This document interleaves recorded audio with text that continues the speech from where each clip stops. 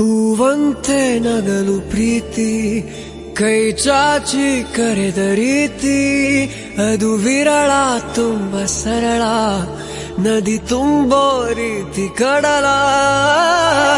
ನಾನು ಈಗ ಬೇಕಂತಲೇ ನಗಿಸೋಕೆ ಬಂದೆ ಶಾಕುಂತಲೇ, ನಿನ್ನ ಮೋಹಿಸುವಂತಲೇ ನೂರಾರು ಕನಸು ಹೂವಂತಲೇ.